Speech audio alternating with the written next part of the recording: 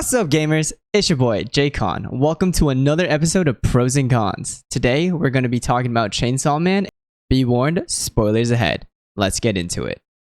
Alright, let's start with Chainsaw Man. So, for the pros, let's get this out of the way. Number one, Makima can definitely step on me.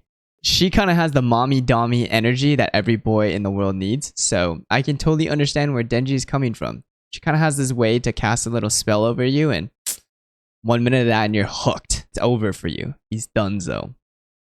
Next that I really want to talk about are the side characters, because I thought the side characters really made Chainsaw Man what it was. For example, I really enjoyed Aki as a character. I think Aki getting a very fleshed out backstory and kind of a more complete character arc throughout the season was really, really nice. I feel like a lot of characters, especially in big threes, don't necessarily get as much development as Aki did, so I really enjoyed the kind of preferential treatment that he got a little bit as we got to go through the season, and I just really enjoyed how they fleshed him out more than Denji. Not to say that Denji wasn't a great character, but I think overall we can agree that his motivations are very, very short-sighted. They're not exactly super grand or super in-depth, and that's totally fine. I think it works for his character. I would think it really helps put into perspective what he's been through in his life, and I think that's totally fine. So I think giving that limited arc to the main character and really boosting a secondary character made me enjoy this show a lot more. Definitely one of my preferred characters within this anime. One of the other points within this world of Chainsaw Man that I thought was interesting was kind of the power scaling of where the demon slayers were at. You can kind of see how drastically different the powers that these demons and these contracts can make.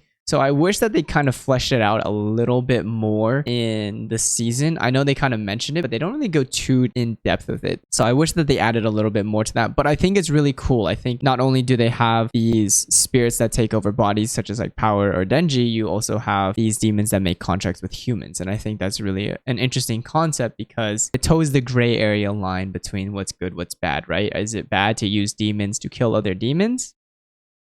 I don't know. You tell me, man. But I think that having more in-depth explanation for the contracts would be a little bit nicer just to understand the world a little bit better. Moving on, I really think that the animation for this was quite well done. I was really hesitant at first. I watched the first episode right when the anime first came out, but then I waited till it finished in order to watch it, obviously, as we're here now. And I thought that the first episode CGI, especially during the zombie fight scene, I thought it was kind of meh. But I think as the season went on and they really found their stride in how they wanted to design the fights and use CGI and incorporate it with their drawings, I thought it was really well done. So they're very good. They're very well animated. I think the flow and pacing of battle is really good. It's just really gory. And I mean, you're going to kind of expect that. This is a show called Chainsaw Man. And if you don't expect blood and gore coming out of Chainsaw Man, you're watching the wrong anime, buddy. Sorry. One of the plot points within the story that I thought was kind of funny overall was when the crew was trapped inside the hotel and they couldn't leave. Denji basically used the Doctor Strange method in order to get out because he's an eternal demon, so you're stuck there eternally, quote unquote. So I think just consistently giving him punishing pain until he's bored or in too much pain and shock, I think that's a great way to get out of it. And I think it's just really funny. It's such an interesting concept, especially as you can see that Denji can be a self-fueling system and keep himself going. Like he literally was fighting for 3 days straight. I mean, that's pretty freaking nuts. So I thought that solution was pretty cool. I was a big fan of it. Definitely. I'm going to bounce back to characters. I know we started at characters, but we're going to move back to characters. I really wanted to talk about how Makima, although she's got that Dami mommy energy, she's extremely scary. She's really, really scary. And I think especially how they hinted at her demon contracts that she has and the powers that she's able to wield, but they only subtly hinted at it and they kind of showed us a little bit, but not exactly what the contracts are. Again, like I said, the contracts are really vague. She's just a scary woman, and I definitely think she's one to look out for in the future. So she definitely deserved her spot at the top for a reason. So I'm interested in seeing what other powers that she has and kind of a little bit more into her backstory. But yeah, she's scary.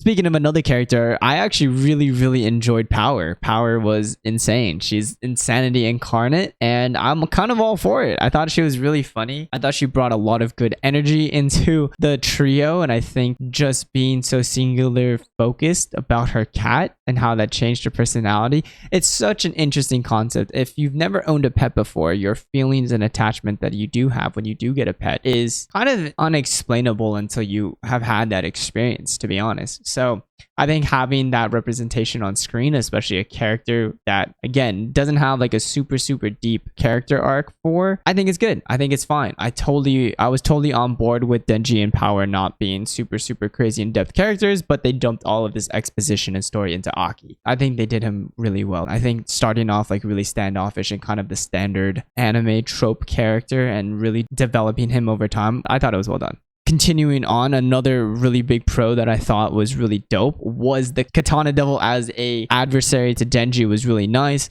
I know that it's kind of like a very common trope to have the main big bad guy be the exact opposite of the main character. For example, in Superman, you have Zod. If you have Flash, you have the Anti-Flash, you have etc. etc. So I know it's an overused trope, but I thought it was well done. I thought that he looked really sick, and I just enjoyed his character design. I definitely was not expecting the Yakuza takeover that occurred, but I thought it was really well done. It was definitely an Order 66 moment right there, and I thought it was really well executed. I think the episodes and kind of how they just dropped that in the middle of it all was just damn. I thought it was well timed, so I thought it was good. And last but not least, I really enjoyed Kishibe as a character. I thought he was super badass, a great mentor, and I definitely want to see more of him. I'm guessing that you'll probably see more of him in season 2, but of course, his powers and his contracts, etc., I would love for them to be explained a little bit more, but you know what? You get what you get, and you don't throw a fit, right? Now let's move on to some cons. Okay, well, the first big con is it's a little too horny. It's a little too horny. And I'm not saying that's not intentional. I think in order to have a character like Denji to really explain his simpler motivations, you kind of have to have it be a little horny, but it's just a little too much. Moving on to another con, I thought it was really overhyped. Obviously, I waited until it finished and people have been raving about the show and talking about it, etc., etc. I thought it was good, but just too overhyped. I think the fights were really well done. I thought the animation was good. I think the character development for especially Aki was well done, but I think there's other animes that have done it better. I personally enjoyed Jujutsu Kaisen better, even though people would consider JJK mid. I liked it a little bit more than I liked Chainsaw Man, personally speaking. A character that I did not enjoy seeing at all was Kobeni. I hate how they were just a crybaby. I'm just an anti-crybaby character kind of guy. But I mean, she was schmoovin'. Like, she had the schmooze for sure. But just shut up, bro.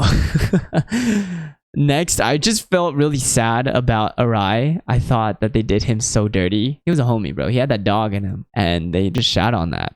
So they Order 66 his ass. So feels really bad for him, especially. Another character I think deserved better was Himeno. I think that they gave her so much screen time, and her death was kind of just, it was sad, but it wasn't just, I don't know. I felt like she deserved better. You know what I mean? I thought she was such a core, especially to help craft the character arc of Aki. I think was really important as to tie him into her, as they were really close, as they were partners. So I really enjoyed that aspect of it, but I felt like because she was so important, I felt like she deserved better. Just saying. Another con that I had with it was that I thought that there's basically not really any connection so far between the Gun Devil and Pochita.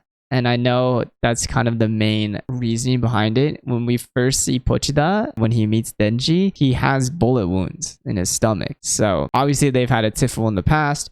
So there's some beef there. But, you know, it'd be nice if there's a little bit more of an explanation there and motivation. I guess that's kind of part of what season 2 is most likely going to be about. But I'm just saying it'd be nice to have, you know, a little bit of a stronger connection outside of, you know, wanting to kill him. And the last really big con that I had with the anime itself, and this is kind of a more minor gripe, but I just did not like how they repeated parts of the show from one episode to the next episode. They may have added like a couple scenes or slight micro change, but I feel like anytime an anime does that, it is just a waste of minutes of the anime. And I know One Piece is notorious for that, Naruto is notorious for that, because it just fills time. I totally get it. But just like don't do that, man. You know what I mean? Just give me the show with what I want. Pick up where you left off. Okay, you can show a little bit if you need to, but you don't need to add like an extra 5 minutes from the past episode into the next episode, especially if your season is only 12 episodes long. Like, you don't have enough screen time to be wasting with that stuff. So yeah, not the biggest fan of that overall.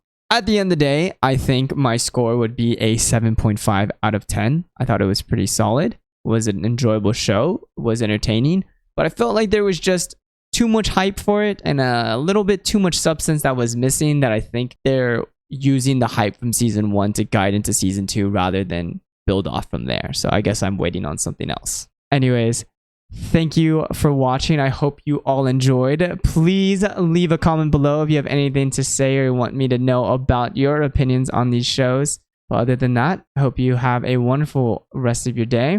Stay hydrated, homies. Peace.